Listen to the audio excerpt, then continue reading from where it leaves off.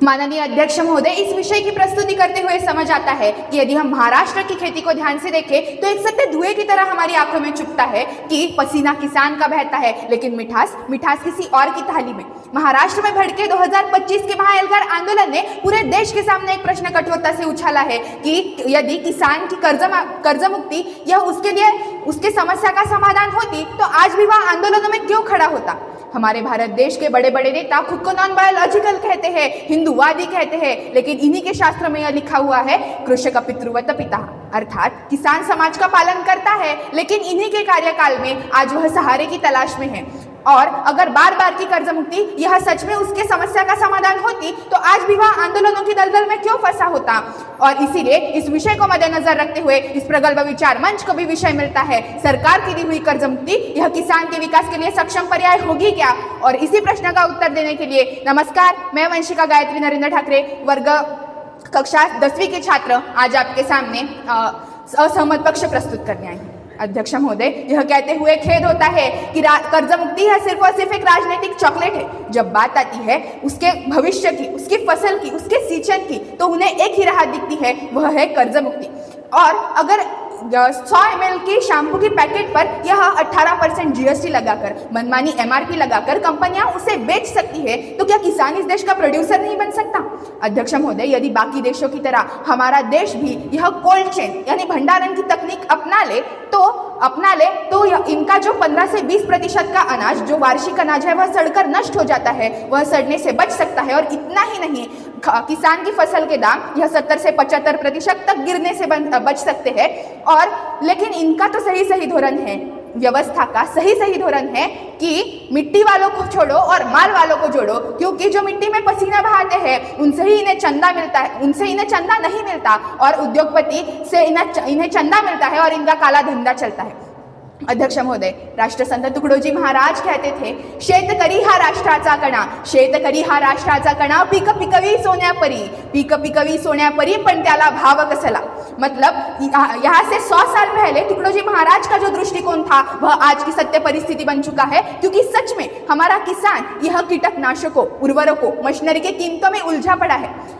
यदि व्यवस्था यह किसान को इतना सक्षम बना दे कि वह खुद के बीज खुद बना सके तो उसे कृषि केंद्र से 5 से 6 हजार की बीज की बैग लेने की जरूरत ही क्या पड़ जाएगी। और जब वह उसी बीज से उगी फसल को मार्केट में बेचने जाता है तो निश्चित मूल्य न होने के कारण उसका उत्पादन खर्च तक नहीं निकल पाता और किसान की मेहनत कोई रंग नहीं लाती, और यह व्यवस्था फिर से उसकी छाती पर मूंग दलने के लिए बैठ जाती है। अध्यक्ष महोदय, कर्ज मुक्ति यह एक पर्याय हो सकती है, लेकिन वह उसका सक्षम पर्याय नहीं हो सकती। कर्ज मुक्ति उसका सक्षम पर्याय कभी नहीं हो सकती। अपितु यदि व्यवस्था यह किसान के लिए अंतर्राष्ट्रीय बाजार के द्वार खोल दे तो किसान की फसल यह सीधा हमारे देश से विदेशों में निर्यात होगी। और इतना ही नहीं, उसकी फसल के दाम उसकी गुणवत्ता पर आधारित वहाँ पर निश्चित किए जाएंगे, और जब वह अंतर्राष्ट्रीय बाजार में उसका माल जाएगा तो उसका उत्पादन खर्च भी निकलेगा और वह उसकी उन्नति भी होगी और वह उन्नतशील होगा। लेकिन हमारा किसान यह दुनिया से मुकाबला तभी कर पाएगा जब यहाँ की व्यवस्था, यहाँ की तंत्र उसके खिलाफ ना हो। अध्यक्ष महोदय, जैसे हिटलर के कार्यकाल में उसकी जनता उसके अन्याय के कारण सिर्फ जीवन जीने को और जीवित रहने को वरदान मानती थी, वैसे ही आज इनके अन्याय के कारण हमारे किसान यह कर्ज मुक्ति को ही एकमात्र समाधान मान बैठा है। यह सबसे बड़ा प्रश्न है।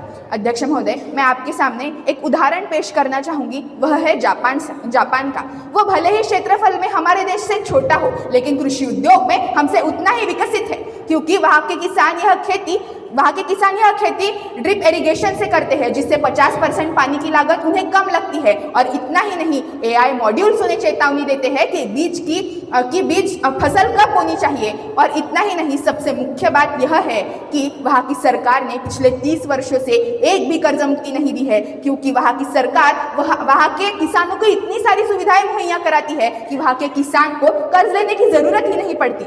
लेकिन हमारे यहाँ की व्यवस्था यह किसान का ही पैसा लूटती है, किसान से ही पैसे लेती है और उसका पैसा खुद की एडवर्टाइजमेंट में, खुद के प्रचार में खर्च करती है।